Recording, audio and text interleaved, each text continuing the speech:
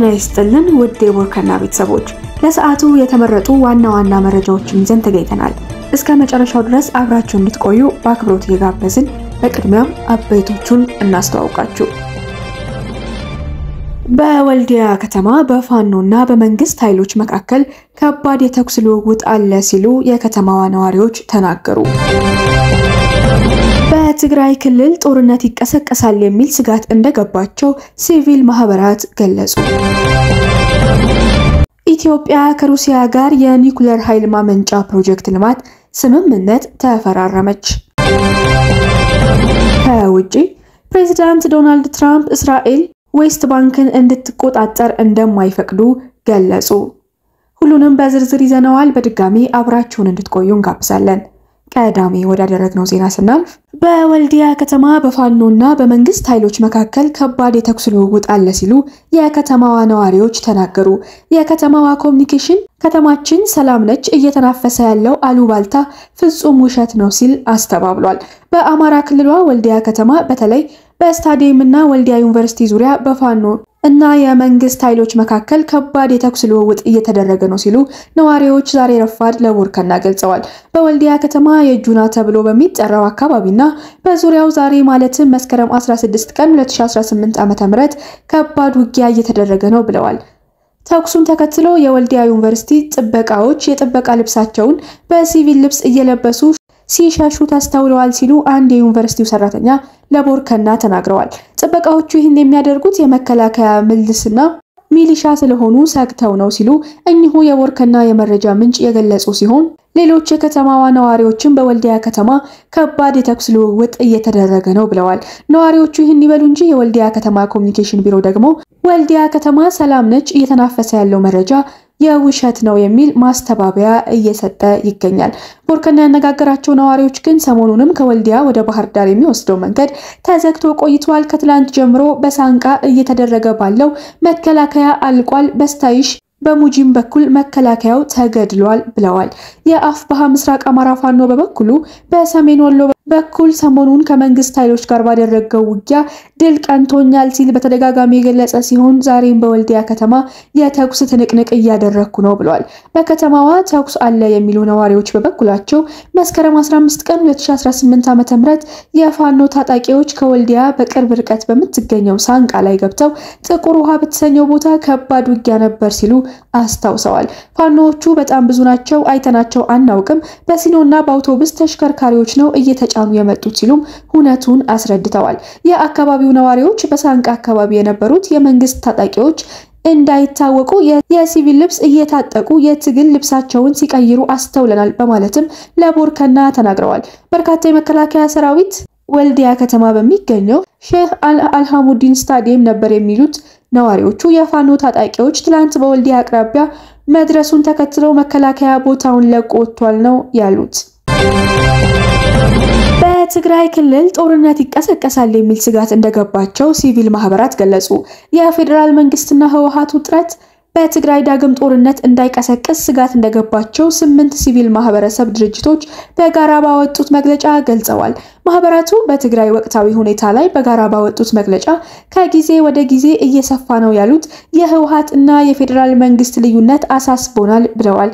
በሁለቱ ኃይሎች መካከል ተፈጥሯል የተባለው አለመተማመን ሌላ ዙር ጦርነት እንዳያስከትል ስጋት እንደገባቸው ማህበራቱ ገልጸዋል።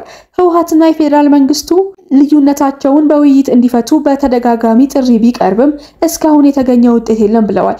በሁለቱ ኃይሎች መካከል ከተፈጠረው ልዩነት መስፋት በተጨማሪ የትግራይ ፖለቲካ ኃይሎች የእርስ በርስ ግጭት ውስጥ መግባት አሳሳቢ ሁኔታ እንደፈጠረ ጠቁመዋል።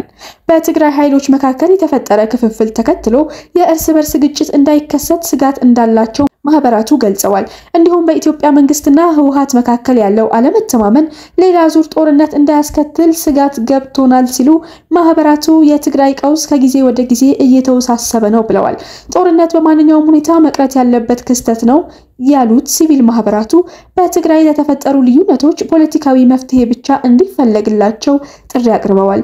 የእርስ በርስ ግጭት ውስጥ የገቡ የትግራይ ኃይሎች የሚሆኑ ህወሓትና የፌዴራል መንግስቱ ወደ ጦርነት ሊያስገቡ ከሚችሉ አካሄዶች እንዲቆጠቡ ጠይቀዋል።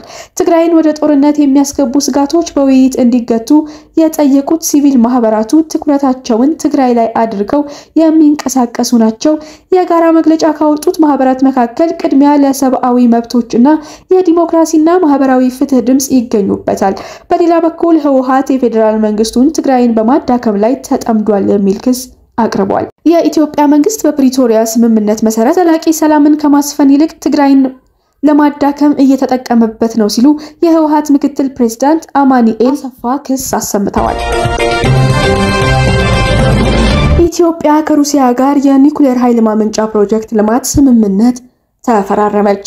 በቅርቡ የኒኩሌር ልማት ትጀምራለች ተብላ የነበረችው ኢትዮጵያ ትናንት ከሩሲያ ጋር የኒኩሌር ኃይል ማመንጫ ፕሮጀክት ልማት ስምምነት ተፈራርማለች። ጠቅላይ ሚኒስትር አብይ አህመድ ጳጉሜ 4 ቀን 2017 ዓ.ም በታላቁ የኢትዮጵያ ህዳሴ ግድብ የምረቃ መርሃ ግብር ላይ ባደረጉት ንግግር ኢትዮጵያ የህዳሴን ግድብ የሚስተካከል ለሰላማዊ ዓላማ ብቻ የሚውል የኒኩሌር ፕላን በቅርቡ ስራ ትጀምራለች ብለው ነበር። ኢትዮጵያ በአፍሪካ ግዙፍ የሆነውን የኢትዮጵያ አየር መንገድ ስራ በቅርቡ ትጀምራለች ሲሉም ተደምጠው የነበረ ሲሆን ትላንት ደግሞ ኢትዮጵያና ሩሲያ የኒኩሌር ልማት ፕሮጀክት ስምምነት ተፈራርመዋል። በዚህም የሮሳቶም ዋና ስራ አስፈጻሚ አሌክሲስ ሊካቼቭና የኢትዮጵያ የውጭ ጉዳይ ሚኒስቴር ጌዲዮን ጢሞቴዎስ ቭላዲሚር ፑቲን እና አብይ አህመድ በተገኙበት የፊርማ ሰነዱን ተለዋውጠዋል። ሁለቱ ሀገራት የኢትዮጵያ የኒኩሌር ኃይል ማመንጫ ፕሮጀክት ልማት ስምምነቱን በሮሳቶምና በኢትዮጵያ ኤሌክትሪክ ኃይል ኮርፖሬሽን መካከል የድርጊት መርሃ ግብር መፈራረማቸው ተነግሯል። የስፑትኒክ ዘገባ እንዳሰፈረው ከሆነ የፊርማ ስርዓቱ በክሬምሊን የመጀመሪያ ህንጻ በሚገኘው የተወካይ ጽህፈት ቤት በሩሲያው መሪና በኢትዮጵያ ጠቅላይ ሚኒስትር መካከል የተደረገ ውይይት አካል ነው። በሩሲያ እየተካሄደ ባለው የዓለም አቶሚክ ጉባኤ ላይ የዓለም አቀፉ የአቶሚክ ኢንጂነር ኤጀንሲ ዋና ዳይሬክተር ራፋኤል ማሪያኖ ጠቅላይ ሚኒስትር አብይ አህመድ፣ የሩሲያ ፕሬዝዳንት ቭላዲሚር ፑቲን፣ የቤላሩስ ፕሬዝዳንት አሌክሳንደር ሉካሼንኮ እየተሳተፉ መሆኑ ተነግሯል። ጠቅላይ ሚኒስትር አብይ አህመድ በዚሁ ጉባኤ ላይ ባደረጉት ንግግር የኒኩሌር ኃይል ለሀገሪቱ የረጅም ጊዜ ልማት ወሳኝ ነው ሲሉ መናገራቸውን ስፑትኒክ ዘግቧል። በዚህም ኢትዮጵያ ከጉባኤው ጎን ለጎን ከሩሲያው ፕሬዝዳንት ቭላዲሚር ፑቲን፣ ከቤላሩስ ፕሬዝዳንት አሌክሳንደር ሉካሼንኮ፣ ከዓለም አቀፉ የአቶሚክ ኢነርጂ ኤጀንሲ ዋና ዳይሬክተር ራፋኤል ማሪያኖ ጋር ተወያይታለች ተብሏል። በዚህ ውይይት አብይ አህመድ የኒኩሌር ኃይል የረጅም ጊዜ ልማት ለማረጋገጥ የኃይል ምርጫችንን ለማስፋትና የኢትዮጵያን አቅም እውን ለማድረግ ወሳኝ ነው። ግድባችን ግልጽ ነው፣ ደህንነቱ የተጠበቀ የኃይል ምንጭን የሚያሰፋና የኢትዮጵያን አቅም እውን የሚያደርግ የኒኩሌር መርሃ ግብር ነው ብለዋል። ከውጪ በመጨረሻም የውጭ ዜና ፕሬዚዳንት ዶናልድ ትራምፕ እስራኤል ዌስት ባንክን እንድትቆጣጠር እንደማይፈቅዱ ገለጹ። ፕሬዚዳንቱ አንዳንድ ቀኝ ዘመም የእስራኤል ፖለቲከኞች ስለ ዌስት ባንክ የሚያቀነቅኑትን አስተያየት ውድቅ አድርገዋል። እስራኤል ዌስት ባንክን እንድትቆጣጠር አልፈቅድም ብለዋል ትራምፕ። ይበቃል፣ ይህን የምናስቆምበት ጊዜው አሁን ነው ሲሉ ለጋዜጠኞች ተናግረዋል። ትራምፕ ይህንን ሲሉ የተደመጡት ጠቅላይ ሚኒስትር ኔታንያሁ በተመድ ጠቅላላ ጉባኤ ለመሳተፍ ኒውዮርክ መግባታቸውን ተከትሎ ነው ተብሏል። የዩናይትድ ስቴትስ ፕሬዝዳንት ዶናልድ ትራምፕ እስራኤል የተቆጣጠረችውን ዌስት ባንክን ወደ ግዛቷ ልትቀላቅል አትችልም ማለታቸው የእስራኤል ጠቅላይ ሚኒስትር ቤንያሚን ኔታንያሁና የፍልስጤም ግዛት እንድትካለል ግፊት ሲያደርጉ ከነበሩት የስልጣን አጋሮቻቸው ጋር ትልቅ ውዝግብ ውስጥ እንዲገቡ አድርጓቸዋል። ጠቅላይ ሚኒስትር ኔታንያሁ አርብ ዕለት በኒውዮርክ በተካሄደው የተባበሩት መንግስታት ጠቅላላ ጉባኤ ንግግር ለማድረግ ወደ አሜሪካ ከመግባታቸው በፊት ትራምፕ ለጋዜጠኞች ንግግር ባደረጉበት ወቅት ይህንን አስገራሚ አስተያየታቸውን ሰጥተዋል። እስራኤል ዌስት ባንክን እንድትቀላቀል አልፈቅድም፣ አይሆንም ብለዋል ትራምፕ ማንኛውንም የእስራኤልን የመቀላቀል ሙከራ ከኔታንያሁ ጋር ለመከልከል ስላላቸው እቅድ መወያየታቸውን ሲጠየቁ ትራምፕ ቁርጠኛ አልነበሩም። አዎ ግን አልፈቅድም፣ እሱን አላናገርኩትም፣ እስራኤል ዌስት ባንክን እንድትቀላቀል አልፈቅድም፣ በቂ ነበር፣ ለማቆም ጊዜው አሁን ነው ብለዋል የአሜሪካው ፕሬዝዳንት። ትራምፕ ዌስት ባንክ ሊጠቃለል የሚችለውን እርምጃ ለመከላከል ምን አይነት እርምጃዎችን እንደሚወስዱ በዝርዝር አላቀረቡም። በኳታር የሚገኘው የግጭትና ሰብአዊነት ጥናት ማዕከል ተንታኝ የሆኑት ሙይን ራባኒ ከአልጀዚራ ጋር ባደረጉት ቆይታ የትራምፕ መግለጫ አዎንታዊ እድገት ነው ሲሉ ፕሬዝዳንቱ በሐሳባቸው እንዲጸኑ ጠይቀዋል። ስለዚህ ጥያቄው አሁን እስራኤል ዌስት ባንክን እንዳታጠቃልል ሊያረጋግጥ ነው፣ ከገባችስ ምን ያደርጋል የሚለው ነው ሲሉ አክለዋል። የትራምፕ አስተያየቶች አስተዳደሩን በኔታንያሁ ከሚመራው የቀኝ አክራሪው የእስራኤል መንግስት ጋር ግጭት ላይ ሊጥል ይችላል። እነርሱም አባላት የያዙትን ዌስት ባንክና ጋዛን የመቆጣጠር መደበኛ የፖለቲካ ግብ አድርገውታል። ባሳለፍነው የሐምሌ ወር የእስራኤል ሕግ አውጪዎች 71 ለ13 ድምጽ ሰጥተዋል። የዌስት ባንክን መቀላቀል የሚጠይቅ አስገዳጅ ያልሆነ እንቅስቃሴን ደግፈዋል። ሐሳቡን በመጀመሪያ ያቀረቡት የእስራኤል የገንዘብ ሚኒስቴርና የቀኝ አክራሪ የፖለቲካ መሪ ቤዛሌል ስሞትሪች ሲሆኑ ዌስት ባንክ ውስጥ በህገ ወጥ ሰፈራ ውስጥ የሚኖሩና በእስራኤል የመከላከያ ሚኒስቴር ውስጥ በያዙት የፍልስጤም ምድር ላይ ህገ ወጥ የሰፈራ አስተዳደርን ማጽናት ይፈልጋሉ ተብሏል። ስሞትሪች እና ሌሎች የኔታንያሁ የአመራር ጥምረት አባላት የእስራኤል በጋዛ ላይ የምታደርገውን ጦርነት ለማስቆም ስምምነት ላይ ለመድረስ በሚደረገው ጥረት ላይ ጠንካራ ተቃውሟቸውን ገልጸዋል። ይህ በእንዲህ እንዳለ አውስትራሊያ፣ ፈረንሳይ፣ ብሪታንያ፣ ካናዳ፣ ፖርቱጋል የፍልስጤም ሀገርነትን እውቅና ለመስጠት ከሚንቀሳቀሱ አገሮች አስቀድሞ ስሞትሪች የያዙትን ዌስት ባንክን የሚከፋፍል አወዛጋቢ በሆነ ህገወጥ ሰፈራ በሺዎች የሚቆጠሩ ቤቶችን ለመገንባት የሚያስችል እቅድ አውጥቷል። በተያዘው መሬት ላይ ያለው ሰፊ የሰፈራ መስፋፋት ሲጠናቀቅ በመጨረሻም የፍልስጤም መንግስትን ሐሳብ ይቀበራል። ምክንያቱም ምንም የሚታወቅ ነገር የለም ሲሉ በነሐሴ ወር ተናግረዋል። በዓለም ላይ ዛሬ የፍልስጤምን መንግስት እውቅና ለመስጠት የሚሞክር ማንኛውም ሰው መሬት ላይ ከኛ ምላሽ ያገኛል ሲሉ አክለዋል። ዓለም አቀፉ የፍትህ ፍርድ ቤት እንደ አውሮፓውያን አቆጣጠር በጁላይ 2024 የእስራኤል ሰፈራ በተያዘው ዌስት ባንክ ህገወጥ ናቸው በማለት ሰፈራው እንዲቋረጥና መሬቱ ለፍልስጤማውያን እንዲመለስ ወስኗል።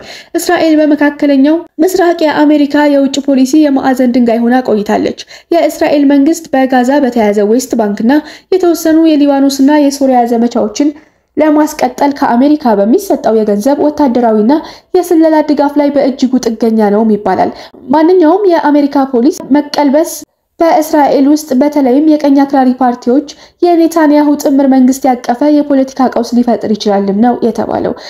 በቅርብ ጊዜ የሰላም ስምምነት ሊፈጠር እንደሚችል ቢጠቁሙም ትራምፕ ከአረብ ሀገራት መሪዎችና ከኔታንያሁ ጋር በጣም ጥሩ ድርድር ተደርጓል ከማለት በስተቀር ምንም አይነት ዝርዝርም ሆነ ግልጽ መረጃን አልሰጡም። በዚህ ሳምንት መጀመሪያ ላይ ትራምፕ ከተባበሩት መንግስታት ድርጅት ጠቅላላ ጉባኤ ጎን ለጎን ከሳውዲ አረቢያ፣ ኳታር፣ የተባበሩት አረብ ኤምሬትስ፣ ግብጽ፣ ዮርዳኖስና ቱርኪ፣ ኢንዶኔዥያ እንዲሁም ፓኪስታን መሪዎች ጋር ተገናኝተው እስራኤል በጋዛ ላይ እያደረሰች ያለውን ወታደራዊ ጥቃት ለማስቆም ተወያይተዋል።